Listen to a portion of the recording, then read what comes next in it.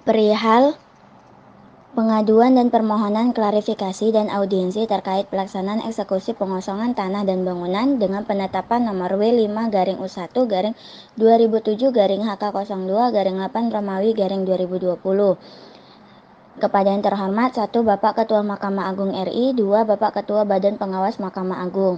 Bermaksud ingin mempertanyakan mengenai laporan kami tentang permohonan klarifikasi dan audiensi serta pengaduan atas pelaksanaan eksekusi pengosongan tanah dan bangunan atas nama Ketua Pengadilan Negeri Jambi atas penetapan nomor W5/2007/HK02/8 tertanggal 12 Oktober 2020 karena hingga saat ini kami masih belum mendapatkan panggilan dan jawaban terkait perkara tersebut.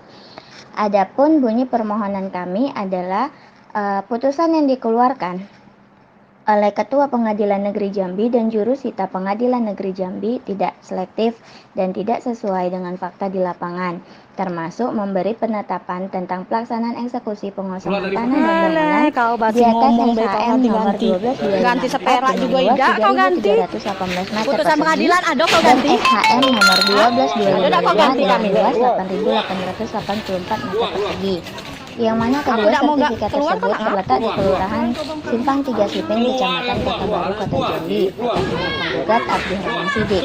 Faktanya, sertifikat yang terletak di Kelurahan Sukakarya itu tidak pernah ada karena kedua sertifikat tersebut terletak di Kelurahan Simpang 3 Sipin, Kecamatan Kota Baru, Kota Jambi, dan luasnya lebih kurang 1,2 hektar. Dan pelaksanaan pengosongan yang dilakukan oleh jurusita pengadilan pun hanya mengeluarkan barang-barang isi rumahnya saja, serta pemulusan listrik tidak dilakukan oleh PLN namun dilakukan oleh orang bayaran. Dalam proses pelaksanaan eksekusi, pengadilan kau ganti mano buktinya kau ganti yang kau ganti itu mano umur dengan rentang usia 15 sampai 17 tahun. Digantinya katanya mano kau ganti seperak juga 50 perak pun kau tidak ganti karena jika sesuai dengan malah surat kami pula putusan, rumah yang seharusnya dikosongkan adalah lebih kurang 50 unit rumah, tetapi di lapangan yang dikosongkan hanya lebih kurang 7 unit rumah saja. Ini berarti penetapan pelaksanaan eksekusi dan putusan tidak sesuai dengan yang dilakukan di lapangan. Apalagi mengingat saat ini negara kita sedang menghadapi musibah wabah virus corona atau COVID-19, yang mana sesuai anjuran yang disepakati pemerintah untuk menghindari kerumunan dan menjaga jarak tidak dilakukan oleh oknum-oknum yang melaksanakan eksekusi ini. Seharusnya yang namanya pengadilan harusnya memberi keadilan pada setiap putusannya, bukan malah sebaliknya. Silahkan, kau pun kami laporkan ke pengadilan dan tidak masalah juga. Artinya jika mungkin bisa ditunda karena status masih adanya virus COVID-19 ini, dan di lapangan mengecek kembali benar atau tidaknya lokasi tanah dan bangunan dan sesuai atau tidaknya sertifikat yang dimaksud, karena dalam putusan seharusnya yang dieksekusi adalah lebih kurang 1,2 hektar dengan jumlah lebih kurang 50 unit rumah yang dikosongkan, tetapi realita yang dieksekusi hanya lebih kurang 7 unit rumah saja, itu pun dalam keadaan dipaksa dan hujan lebat. Jurusita melakukan pendobrakan rumah atas perintah pemohon eksekusi dengan menggunakan linggis seperti preman, bukan seperti petugas pengadilan. Hingga saat ini, nasib dari warga penggusuran yang berjumlah 12 kakak dengan jumlah 50 jiwa ini seperti gelandangan yang membangun tenda di jalan sekitar wilayah tersebut, hanya karena tindakan yang tidak adil yang dilakukan oleh oknum pengadilan dan hingga saat ini masih belum menemukan solusi yang solutif, hanya karena menembak sertifikat di tahun 2016 yang tidak jelas letak tanah di sertifikat di mana dan lokasi tanah yang sebenarnya di mana. Karena sertifikat inilah yang menyebabkan mereka tergusur dari rumah yang dibangun dan sudah ditempati lebih kurang 30 tahun lamanya. Karena penyebab kedua sertifikat ini, petugas pengadilan tidak mau mendengarkan putusan pengadilan ada kau ganti? Mungkin karena kami adalah rakyat kecil yang hidup pas-pasan untuk makan saja susah. Jadi apa yang kami bantahkan tidak dipertimbangkan sama sekali. Namun berbeda dengan pertimbangan satu orang yang diduga sertifikatnya cacat administrasi bisa dibalikan seperti semudah membalikan telapak tangan, sehingga rumah yang sudah dibangun dan ditempati berpuluh-puluh tahun lamanya diambil secara paksa dengan putusan yang tidak adil. Akibat penetapan ini, hingga saat ini kami seperti hewan yang hidup di jalanan dan nasib kami terlantar. Saat ini kami telah menemukan bukti bahwa alas hak yang digunakan dalam penerbitan kedua sertifikat hak milik ini diduga palsu dan maladministrasi serta cacat prosedur yang dilakukan oleh penggugat. Buktinya kau ganti. Ada dugaan bahwa alas hak atas sporadik milik Abdurrahman Sidik yang digunakan untuk Digantinya katanya mano. 12 seperak juga 50 perak pun kau tak ganti. adalah palsu atau Malah seng direkayasa kami pula yang kau kemudian ambil. menang di pengadilan negeri, namun putusan yang dikeluarkan tidak sesuai dengan fakta di lapangan dan dengan objek yang tidak jelas. Karena jika memang telah dijalankan sidang lapangan atau TPS secara seksama, tidak mungkin hasil putusan dengan pelaksanaan eksekusi di lapangan bisa berbeda. Ini berarti bahwa dokumen tersebut diduga cacat administrasi dan cacat prosedur karena tidak sesuai dengan lokasi objeknya. Dan pelaksanaan eksekusi ini pun hingga saat ini tidak dilaksanakan sesuai putusan yang dikeluarkan oleh Pengadilan Negeri Jambi. Takut aku sama kau. Antara putusan dan pelaksanaan eksekusi sangatlah janggal. Silakan. Yang Kau pun kami mengakibatkan laporkan ke sebagian Pradi. masyarakat tergusur. masalah Masyarakat juga. yang tergusur berjumlah 12 kakak dan 54 jiwa. Padahal mereka sudah menempati bangunan rumah selama berpuluh-puluh tahun lamanya. Mereka tergusur begitu saja karena putusan ini. Anehnya, putusan yang dikeluarkan oleh pengadilan negeri hingga ke tingkat kasasi menyerahkan rumah dan bangunan kepada pemilik sertifikat yang terbit di tahun 2016 dan sertifikat diduga palsu. Pelaksanaan eksekusi di lapangan masih tak kunjung selesai karena tidak sesuai dengan objek eksekusi dan mengakibatkan konflik yang berkepanjangan hingga saat ini. Selain pembuatan sertifikat yang diduga direkayasa, pemilik sertifikat pun juga diduga telah bersekongkol dengan oknum pengadilan, sehingga tidak jelas bisa menjadi jelas. Pemilik sertifikat, Abdurrahman Sidik, meminta bantuan preman yang menggunakan senjata tajam seperti parang dan didampingi pengacaranya untuk menyerang korban eksekusi seperti ibu-ibu dengan usia yang bervariasi mulai dari 50 tahun sampai dengan 70 tahun. Itu dilakukan sejak pelaksanaan eksekusi selesai bahkan hingga saat ini. Dari bulan Agustus kami menyampaikan pengaduan ini tetapi belum ada tindak lanjutnya hingga saat ini.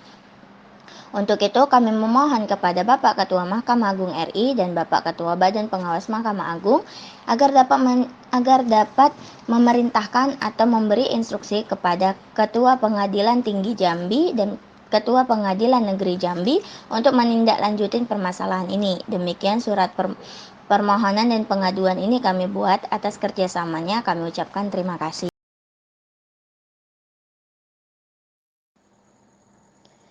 Yang didasari alas hak yang terletak di Kelurahan Simpang 3 Sipin, satu pun tidak ada hubungannya dengan Kelurahan Sukakarya, karena waktu sidang lapangan atau sita jaminan, hakim ataupun juru sita yang turun ke lapangan hanya menunggu di jalan.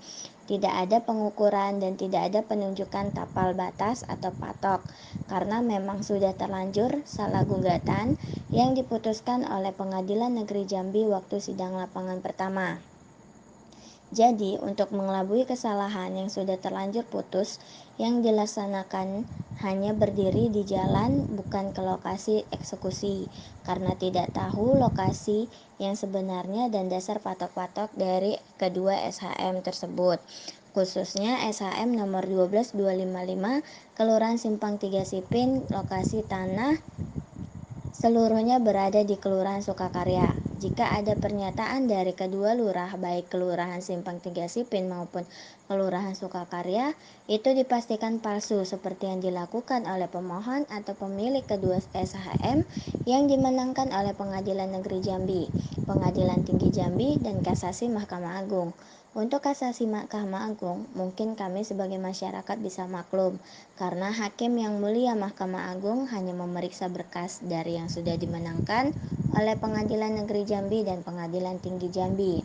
Karena sudah 2-0, maka dibuat sekalian 3-0 karena tidak tahu lokasi eksekusi. Namun, jarak tempuh antara Pengadilan Negeri Jambi, Pengadilan Tinggi Jambi, dan lokasi eksekusi tidaklah jauh, hanya berjarak lebih kurang 10 menit saja. Tapi mengapa tidak mau melihat dan mendengarkan Keluar dari keluh kesah Alah, ini? kau masih ngomong be, kau ganti-ganti. Ganti seperak juga tidak kau ganti. Putusan pengadilan ada kau ganti? Hah? Ada enggak kau ganti kami? Kami paham yang namanya inkrah itu memang Aku tidak mau keluar kau nak ngapu. Keluar, harus keluar. Jadi jika ada surat yang sebagian mau kasih SHM Dia membentak-bentak kami perempuan. itu bohong Orang dan maling. ada apalagi mengatakan didengarkan oleh lurah dan jika ada ditandatangani mungkin Sertifikat kau mana? Tunjukin dulu sertifikat kau. hanya perlu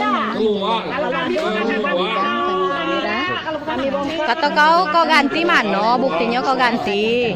Yang kau ganti itu mana? yang secara keseluruhan Digantinya katanya mana? Kau ganti seperak juga 50 perak pun kau tidak ganti. sebenarnya Malah seng kami pula kau ambil. Ya Allah.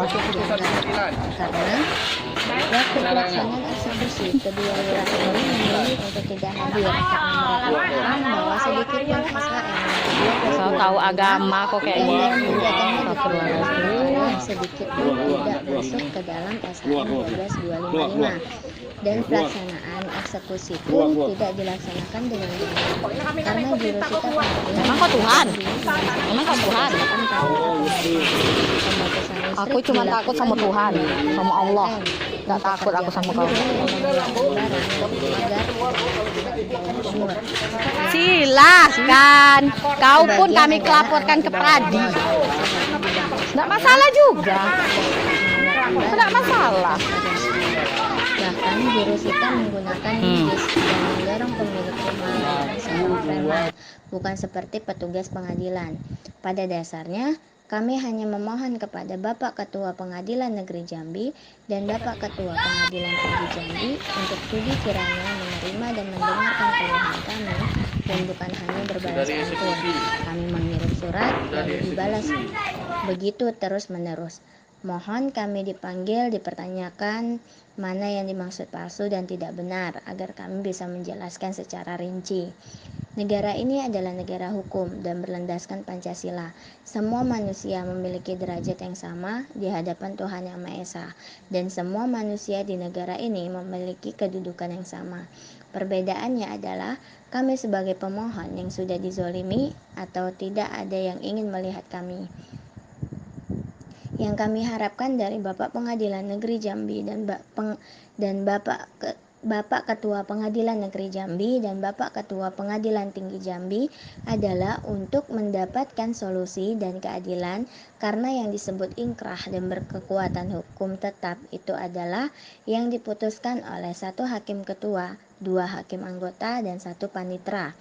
Mereka pun sama seperti kami, punya kesilapan atau kehilafan dan punya kemauan.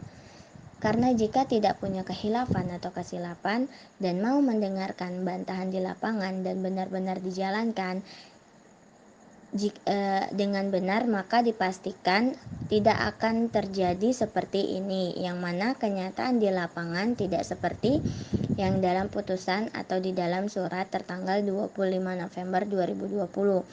Inilah yang sering terjadi di Provinsi Jambi. Bukan karena pengadilan gugat sidang putus, banding putus, dan kasasi putus langsung selesai. Mohon maaf Bapak Ketua Mahkamah Agung RI, kami orang bodoh ini mungkin berbicara tidak pada tempatnya, tapi untuk paham arti kehidupan, keadilan, kejujuran, atau memahami hukum, saya rasa tidak harus menjadi pengacara, jaksa atau hakim dan harus memiliki gelar atau titel. Cukup memahami semua itu dengan hati nurani dan pikiran yang jernih serta kemauan. Tetapi jika tidak ada kemauan dan memahami sisi kemanusiaan yang adil dan beradab, karena setinggi apapun jabatan manusia dan pendidikannya, maka tidak ada artinya. Kami percaya bahwa keadilan dan pengadilan itu masih ada. Mungkin 1-5 orang yang mempertahankan egonya sendiri dan tidak mau membenarkan dan memahami kesalahannya, dan seharusnya memahami bahwa jabatan itu adalah titipan dan bersifat sementara, yang setiap saat bisa berubah seketika, dan jika sudah berubah baru menyesalinya. Jadi, kami mengharapkan kepada Bapak Ketua Mahkamah Agung RI, Bapak Kepala Badan Pengawas Mahkamah Agung RI, Bapak Panitra Mahkamah Agung RI, khususnya Bapak Ketua Pengadilan Negeri Jambi, Bapak Ketua Pengadilan Tinggi Jambi yang berada di Provinsi Jambi, untuk sudi kiranya mendengarkan keluhan dan penjelasan kami, melihat bukti atau dokumen yang ada, melihat surat-surat yang ada, mendengarkan penjelasan dari RT dan Lurah, dan melihat fakta di lapangan, agar kami masyarakat yang menjadi korban ketidakadilan ini paham dan bisa mengerti apa alasan pengadilan mempertahankan satu orang pemilik SHM dibanding kami yang lebih kurang 54 jiwa, agar kami bisa menerima pelaksanaan peradilan dan eksekusinya. Apabila benar dan sesuai dengan prosedur, silahkan sinkronkan antara putusan dengan fakta di lapangan, sudah cocok atau tidak. Jika ada surat yang mengatasnamakan Lurah Simpang 3 Sipin dan Lurah Sukakarya yang membenarkan lokasi itu, kemungkinan besar palsu. Dan apabila pernyataan saya ini tidak benar atau fitnah, saya siap mempertanggungjawabkan baik secara manusiawi maupun secara hukum. Karena saya percaya bahwa hukum di negara ini masih ada yang adil. Jika kita benar, mengapa harus takut atau enggan bertemu dan bertutur sapa atau bersilaturahmi dengan baik, agar permasalahan ini tidak panjang dan berlarut-larut demi menjaga marwah pengadilan. Saya memohon maaf yang sebesar-besarnya jika tutur kata saya tidak pada tempatnya, dan kepada Allah Subhanahu wa taala atau Tuhan Yang Maha Esa saya mohon ampun. Demikianlah surat permohonan dan keluhan ini kami buat. Kami ucapkan terima kasih.